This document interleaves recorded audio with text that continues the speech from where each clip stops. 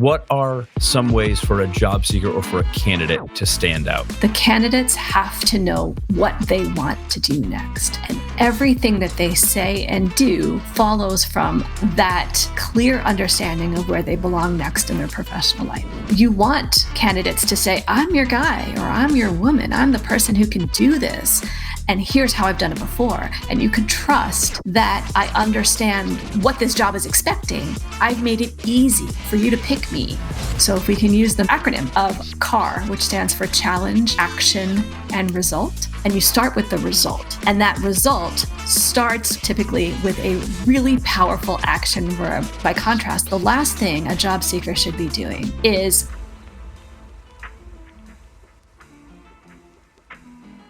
how do I make myself stand out as a candidate? In a world of mass applications, this question is even more poignant. My conversation today is with Amy Adler, career coach, resume writer, and job search tutor who works with executives and candidates at all levels to fine-tune their resume and promote themselves to stand out amongst others in the application pool. Amy and I discuss 4 major ways for candidates to advertise and sell themselves in and use their resume as the foundation to a successful interview and application process. Hi, Amy. Happy Friday. Nice to see you, and thank you for being here. It's so great to be here. Thank you so much for having me. I'm really excited to have you on. You are a professional resume review, career coach, and essentially job-seeking tutor. Tell me more about that and your experience in the recruitment industry through your lens before we really dive in. And that's why I'm excited to get your feedback and your opinion on stuff today. So I write resumes for executives all the way down through high school students. I've written resumes for kids as well. For you to use the phrase job search tutor is fabulous. It's exactly what this is. So yes, I am delivering fully fledged, well-developed career stories in the form of resume, LinkedIn profile, cover letter, bio, you name it. But I'm also walking people through the process of job search, especially when they haven't done job search maybe in a decade or more, and the landscape has changed so much.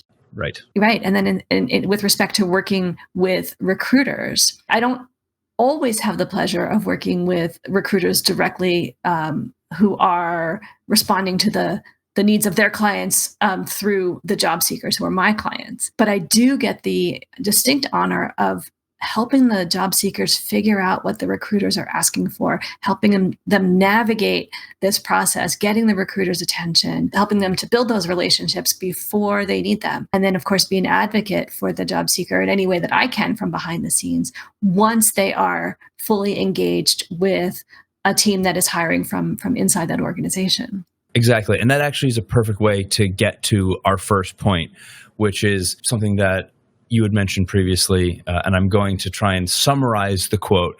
But essentially, if we triangulate everyone's intentions, you being the job-seeking tutor, us being an agency, and somewhere the triangle gets completed by either the job seeker and or the client, the company hiring, right? So if we triangulate everyone's intentions, all parties stand to benefit. Right. And what we talked about is that means be open to expertise. Everyone wins. Happy candidate, happy job seeker, happy client, happy hiring manager. Give me your take on that in an elaborated way as well. If we separate all of those parties, and I think triangulate is the right shape. The triangle is the right shape with the job seeker kind of in the middle because they're trying to benefit from all of these things. In the past, there was some friction among all of those parties because everybody they thought had competing agendas. And right. I would love to turn that around and say, we are all on the same team. We don't have competing agendas. We all want everybody to get what they need out of this process. We want the recruiter to find the right candidate, to pitch that person to the right company, to make that client feel like they are seen and heard with the talent that this particular candidate is bringing. And then I get to be the advocate for the job seeker kind of behind the scenes to help them walk through this whole thing in a deeply personal way. So I spend tens of hours with somebody sometimes. So if we're all doing this the right way, as you say, everybody does better in the end. And the process is concluded to everyone's satisfaction. And it's no longer transactional because everyone has a relationship with at least one other party in that shape, whatever we're calling it is now, a triangle with the center, I guess. And to keep those relationships live and healthy is to the job seekers, like your candidates' benefit, and to our mutual benefit, because we then hopefully have the privilege of collaborating again in a similar way in the future. And we all know one another's needs and expectations and soft spots and goals, whatever they might be. And I think that will help everybody if we let go of the notion that this is a friction-laden kind of thing and that we all have absolutely the same goals in the end. I love that so much, and a few reasons. One, I think we're all in this because we are in a people business, right? In some way, shape, or form, we enjoy interacting with people, communicating with people, and repeat business makes the world go round, right? So you want to make a good impression on your personal clients. We want to make a good impression on ours. And I think, when that happens, that's what creates the opportunity for someone to work together again. Oh, you made a good impression on me. I had a good experience with that person or agency or whoever, and would like to refer them or whatever. So that's just what makes, that's the part that makes the world go round. And you're, like you say, you're developing genuine positive relationships along the way. And, I think one more point about that, we actually call, and I probably have said this on this podcast before, but we refer to our employees, our recruiters here as consultants, right? You are a consultant. Our job is to provide insight. And anytime it becomes a friction-laden path, somebody is either misunderstanding or doing something incorrectly, because the whole point is for us and for you to provide our service on our client's behalf, right?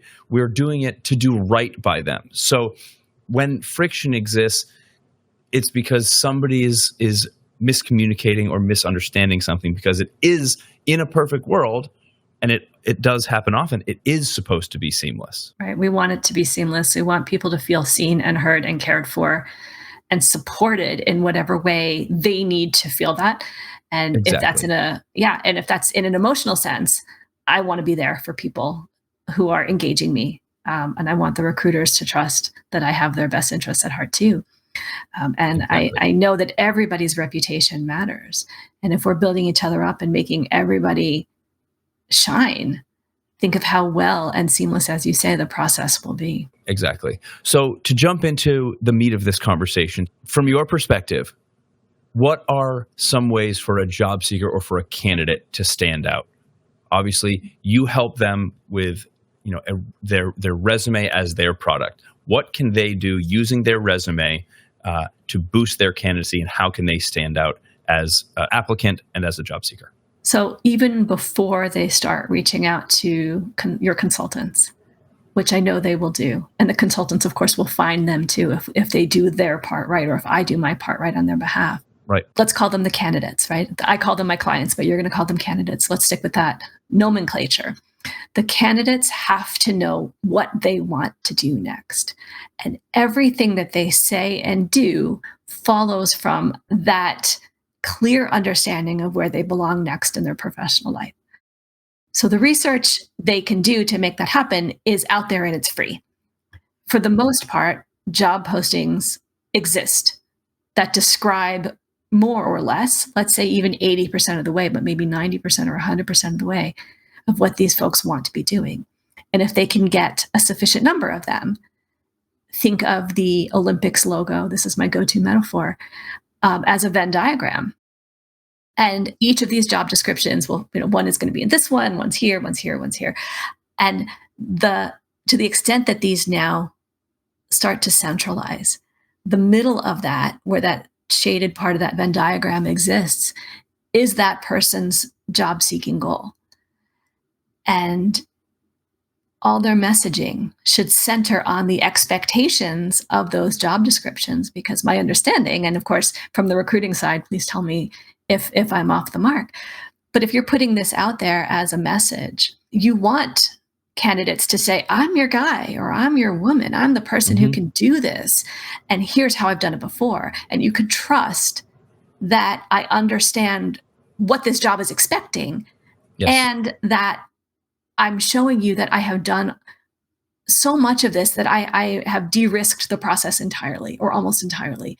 I've made it easy. I, the job seeker, have made it easy for you to pick me because I'm going to make your job easier. I'm going to make your pitch to your clients, let's use your word again, seamless. And everyone standing in that quote unquote room is going to understand why we're all there and the kind of conversation we are having. So if I, as a resume writer, can take apart somebody's background and understand what they do and rebuild it to that goal so that when everybody is standing in that room, everybody understands why that candidate is there, then I have won that game.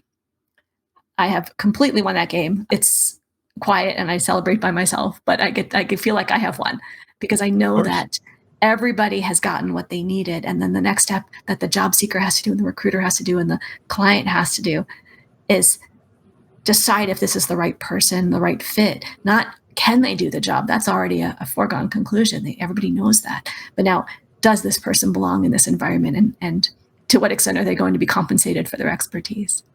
And you've used a billboard as a reference previously, right? You've made a problem that needs to be solved as a metaphor previously, advertising. How do candidates navigate that part, of promoting themselves?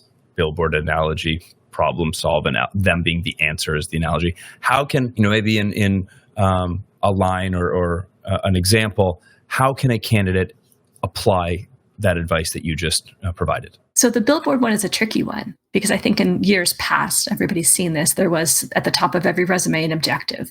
I want to do something. I want to work in a company that does great things. Well, okay, so does everyone else. So instead of that billboard just as a one-way conversation, let's start that engagement early and use that space on the resume, not for an objective, but for a message that says, I'm the right person. I know how to do these things. This is what I stand for. These are my ethics. These are my talents. These are my skills and my proven experience.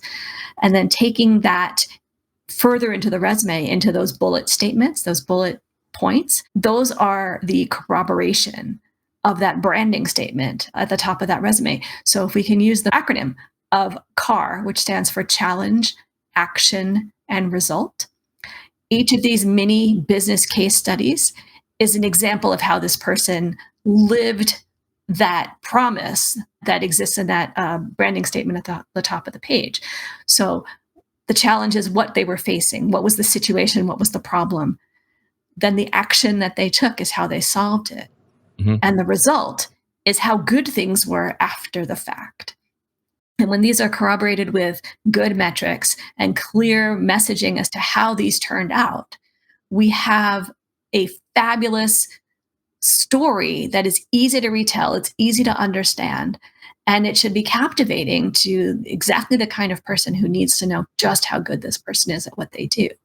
And then when you get a handful of them, 3, 4, 5 under each job, there's a whole compelling, well-constructed argument that this person is the right person, has all the skills and the chops and the talents that the hiring team is going to need. So not only do they know how to do the thing, but they did it really, really well. Yes. And I think, and this actually leads to the second point, on the specifics of a resume, and I'll get to that in a second, but that's what you just talked about is their self-promotion. But how do they do it in an effective and sales type of salesy type of way where they're selling themselves, they're advertising themselves? Talk a little bit about the specifics on a resume in addition to CAR, right? Maybe it's action words or what we would call active verbs, right? Led versus accomplished, or managed versus did, right? Are there other specifics in addition to that acronym that you would allow, or that you would encourage candidates to think about to allow themselves to stand out? For sure. So that CAR statement, that's how we tell the story. It has a beginning, middle, and an end. That's how we tell ourselves the timeline of what took place. But to present it in a resume, you kind of turn it around and you start with the result. And that result starts typically with a really powerful action verb. I don't think there's any more colorful way or compelling way to do this in a resume. Those exciting, interesting, thoughtful action verbs that give such flavor and context. Hmm. I think the last thing, by contrast, the last thing a job seeker should be doing is starting a sentence with responsible for. To me, that's the kiss of death. I see you smiling. Um, so HR says your job description is the following 10 things. Your job might have changed. Your job might be very different. You might have infused something brand new, but you are responsible for all those things that HR says your job is supposed to entail. So get away from that and start talking about the way you do your job, the way you do it, and to get to the point of saying, here's how it was, here's how I made it better, and this was the measurable difference. The language then supports this fabulous transformation that this person brings to every role. Okay, I want to highlight and repeat that. Here's how we do the job. Here's how you make it better. You emphasize the word you. That makes the resume so unique. And through an accomplishments lens, right? Achieved rather than responsible for, if we're going to stick with the actual word choice here. But to me, the key point there is that you just emphasized, how did you make the role better? That's a really powerful emphasis, I think. I think for anyone listening, that's probably like a really important takeaway for a standout piece is, you weren't just on the team that accomplished this, or you weren't just responsible for this. That just means you kind of showed up and did your job. But because I'm on the team, all of these things were done better, or all of these things improved. And here's how I'm going to tell you that story. That's a really important perspective for a candidate. And I will add to that. Thank you for sharing that you think that's really important, because I definitely do. But one more thing about it is, I am sure that somebody listening, because I've heard this dozens of times, I'm sure somebody listening is thinking, yeah, but if anybody showed up to this job, this is how they would have done it. That's the parameters of the role. That's wrong. That is categorically wrong. Everybody shows up doing what they do, specifically the way they do it. And to the extent that they do that well, and they make other people's situations better, their teammates, their boss, their customers, their peers in other departments, that's the secret sauce, the special thing that they bring to their role that the recruiter, the hiring team needs to know, because that's what makes them exactly who they are. And the notion that they can take the framework of a job, the HR version of the job, and do something so much more with it is, first of all, inherent to any individual's excellence. I know that it happens. So if you're out there thinking it doesn't, I promise you it does. But it also helps them understand, the hiring team and the recruiter, to understand why they should push for this guy or this person. Yes.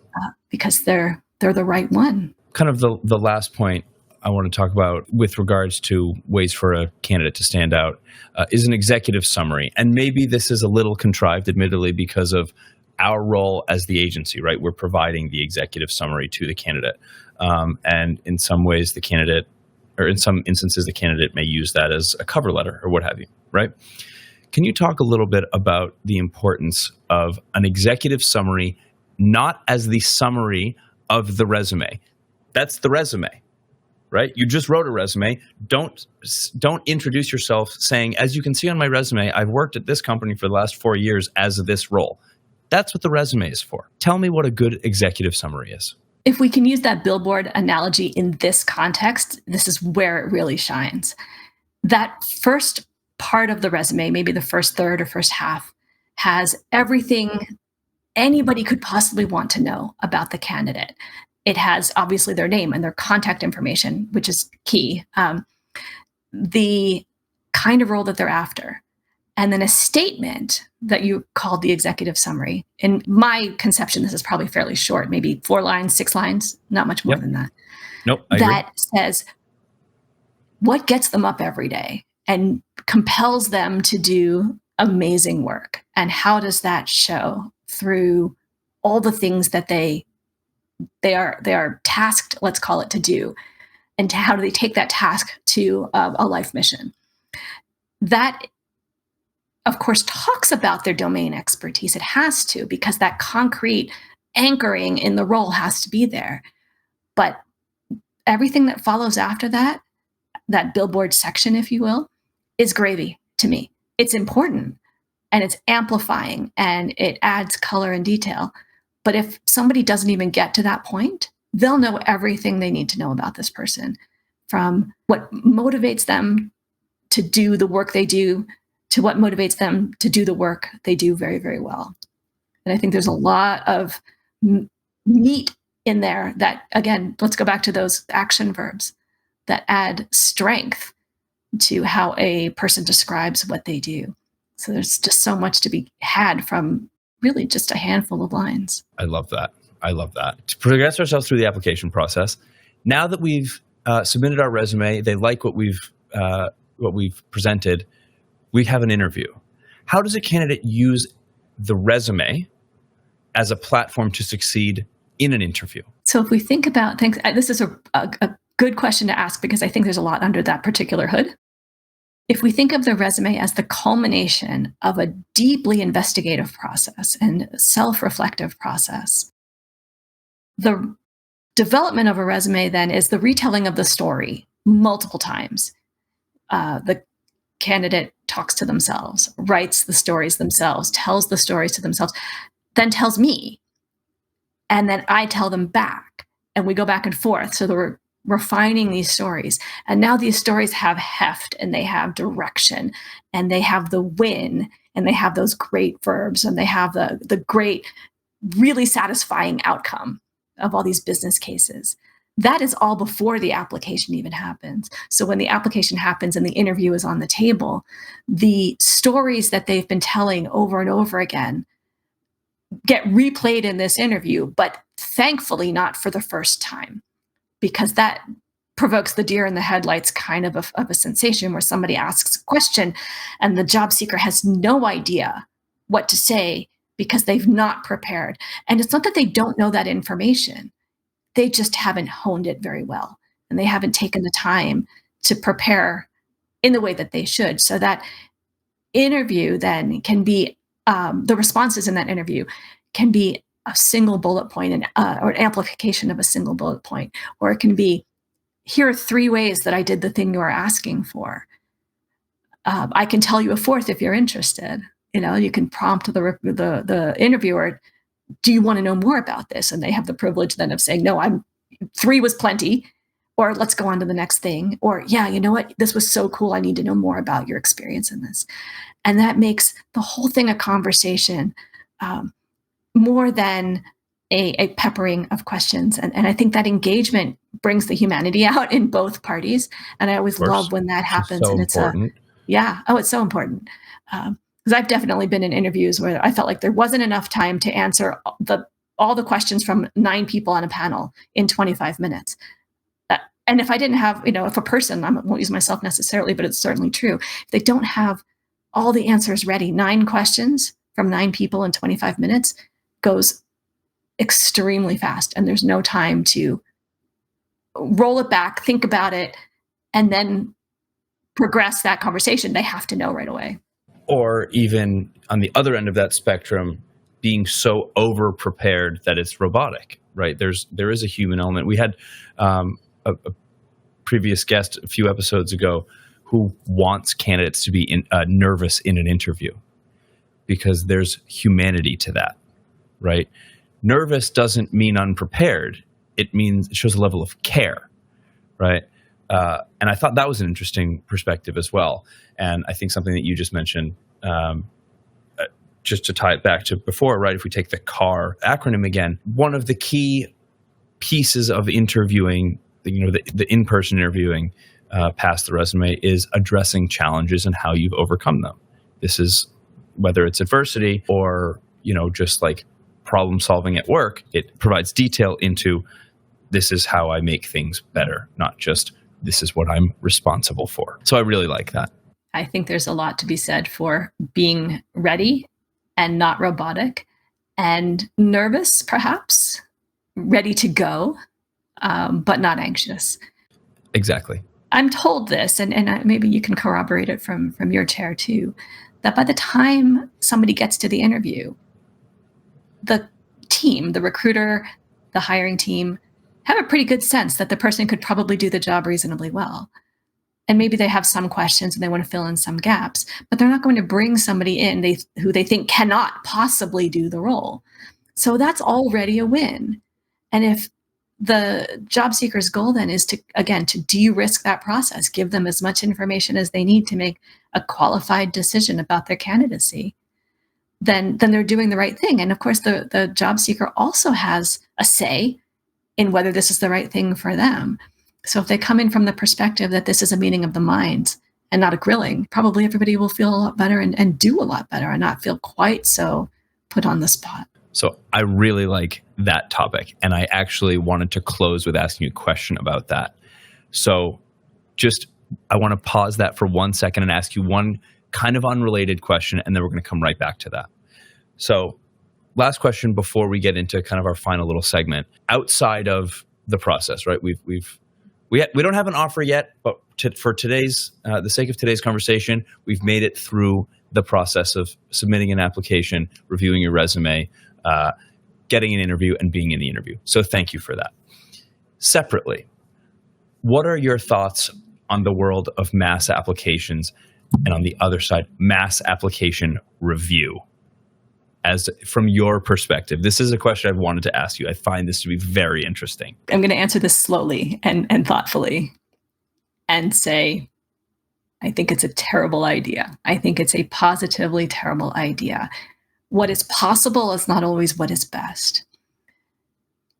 The realm of AI has influenced job search in so many ways, good ways. Sure. AI is great for take this job description and imagine you're the interviewer and give me 50 questions that could possibly be asked. It's a great place to start. I love using that kind of a prompt. It's relatively harmless and it can be very helpful. What is harmful is dumping in that job description into AI and say, write me a resume. It will be either bland or hallucinatory. And neither of those things are helpful. In the extreme, those resumes will be identical to one another and to somebody else's doing the exact same thing. And then the recruiter or the hiring team has this, I don't know whether it's humorous or not, experience of seeing identical resumes, and they're all going to be thrown out because it's obvious what had happened. Yep. The mass application that comes from this, to answer your question, there are services out there that will do this. Again, just because it's possible doesn't mean it's a good idea. There could be rewriting of these resumes. There could be applications to roles that do not even speak to this person's expertise. Pick a keyword out of the resume here, therefore submit an application over there. 10 exponents different from what the job is, but because there's a word on there that matches with something else, now you're in play for it. Yeah, so I think this is a situation in which that triangle metaphor doesn't hold. Mm-hmm. Because the only person benefiting is the person who's getting the fee for the service. The candidate looks silly and it will either be rejected, just neutrally rejected, or looked at probably in an unfavorable way. The recruiter feels like the whole system's been gummed up, like there's way more applications than there should be because of all this sort of extraneous data that doesn't help. And so far, the future employer doesn't have anything. So I think there's really good reason to be thoughtful about applications. I have written and spoken in the past about applying to 6 jobs. I don't know if 6 is the right number. I had somebody about 2 weeks ago apply to 10, but the numbers came out the same. With 6 jobs that you are eminently qualified for, that are right for you, that you feel good about, because there aren't more in that time frame than 6, you should expect about half to generate some kind of meaningfully positive response. And that's what happened to my candidate from a couple weeks back. He sent out 10 and got 5 really good responses. And he's in interview processes for 2 right now. So why not spend your time effectively rather than ineffectively? And doesn't everybody want their evenings back? Wouldn't it be easier to send 6 applications in a week than 100, or to have a service send 300 or 1,000, scattershot. AI has great capability. This is not one of them. It seems to me that every other week I'm reading some form of an article. I submitted 2,100 resumes to 2,100 jobs, and I got 0 interviews. And for the sake of time, we won't get into the full detail of why that is and what it's like to be on both sides of that interaction, or the interaction that's not happening, should I say. But like you say, all it's doing is just creating wasted energy in the universe, right? Because if you're going that massive, and if you're using certain tools to just generalize your resume, and as we would call it, mail shot it out there, you're not providing a bespoke experience for yourself or for the client to consider you. So I completely agree with that. And I'm sure there are candidates who may disagree and say, well, how is it possible, regardless of if it's general or not, I can't possibly go 0 for 2,000. Well, there's probably something in there that would explain why you're going 0 for 2,000 if you actually honed it down, right? Oh, and some might say, well, I actually tried that approach. I tried to apply to 6 jobs. I didn't get anywhere. So then I opened it up so much. And then the client might have a different perspective as the recipient of 2,000 mass applications. Well, I don't have time to go through all these. I'm just going to clear them all out because they're all just general waste, right? So I agree. It's created just a world of mass, and the way you say it, just because it's possible doesn't mean it's the best path forward. Yeah, and I hope people will think more highly of themselves than I deserve a poor experience as a job seeker. I hope they take the time to understand their goals, to really, really hone the content of their resume to those expectations, and give the people what they want, give recruiters what they want, give the hiring teams what they want. And if that's a very small number of applications, that might be a really good thing, because the strategy is happening all on the front end, and the application process is probably pretty quick. And that's how it should be. I can't promise that you or I have the silver bullet automatic answer to this, but I think advice, if there are people listening to this who are saying, oh, you're actually talking about me right now. I've sent 1,500 applications this year and don't have a single interview. I think a little bit of advice, or at least a piece of some step in advice, is just because you didn't get an interview this time or this month doesn't mean the process itself is broken. Doesn't mean you should go send 1,000 applications out for the next 4 weeks. I think there is an element of trusting the process. And again, as you say, just because it's possible, just because you can apply to every job posted, doesn't mean you should. Just trust the fact that if you create that, if you hone in on a handful of experiences that are best for your next step, might take some time, but it doesn't mean automatically your next idea should be, let me just spam myself out there. It's so true. And to demonstrate how valuable you are through the content that you deliver to the people making early decisions, later decisions, that's key. And to dumb down or water down the content so far that it applies to nothing is, again, I can't have a crystal ball. I can't say for sure, but I can almost with 100% certainty say that nobody wants a resume that doesn't demonstrate that exquisite value that people bring to the table. I love that. You find an inherent value in candidates, that every candidate is valuable and brings something to the table. So I want to close with this. A couple minutes ago, you mentioned, right, if you're already in the interview, you've probably, the client, the hiring team, is at least generally aware that you could probably do the job to some extent, right? My devil's advocate goes to a technology candidate. Obviously, we place hundreds a year, and maybe you're not as good of a coder as you might, as it might show. And then in an interview, you don't pass the coding part of it. Okay, that's fine. But they're not considering, teachers for astronaut jobs at this point. So I agree with you. Which leads me to my question, which is a little segment that I like to do called underhyped or overhyped. Looking good on paper, just having a really good resume, looking good on paper for a candidate is all that matters. Underhyped or overhyped? I think that's overhyped because that's just one point in the process. It's like saying, is this ingredient in a recipe a good one or a bad one? You won't know until the final thing is out of the oven and on the plate. I agree with that as well, because that happens a lot to us from our experience too, right?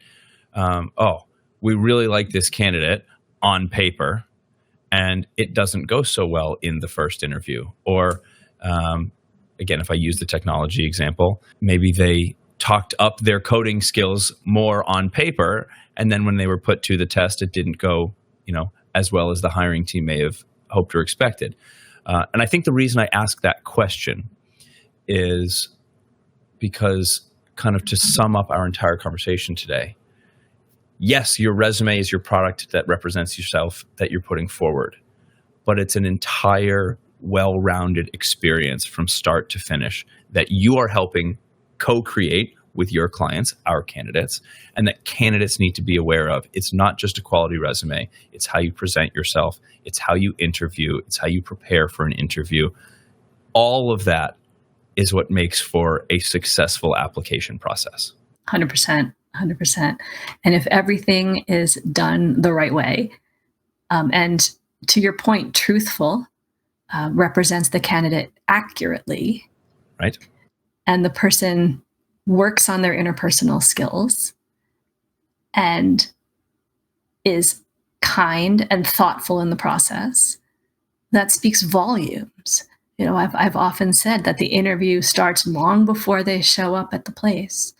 It starts with the first interaction, and the person, when they show up at the front desk, that person might have been at the company for 10 years or 20 years and have the CEO's ear. This is not a point where you want to let your guard down and be something other than a kind, charming, thoughtful individual, and to carry that all the way through to the whole thing is concluded. I totally agree. Well, thank you so much for your perspective.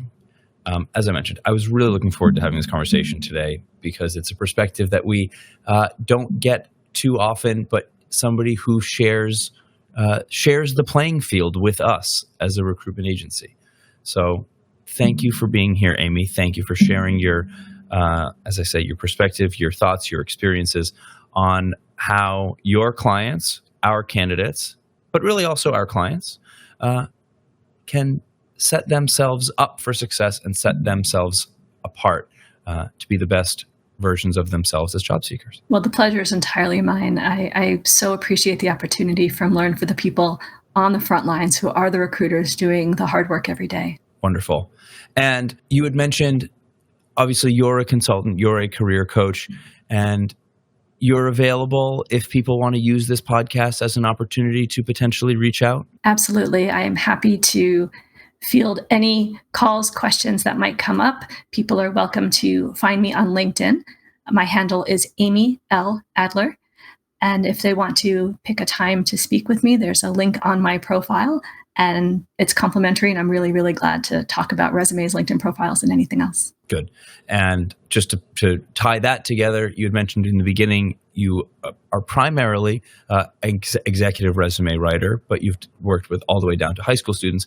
Our primary demographic is the associate up into executive. So I would say 99% of our database could probably use your services if they so choose. Thank you. I'd welcome anybody to reach out. Wonderful. All right, Amy, have a great rest of your day. Thank you so much again for being here. Thank you so much for having me.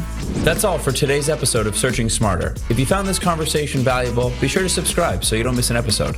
Until next time, keep searching smarter.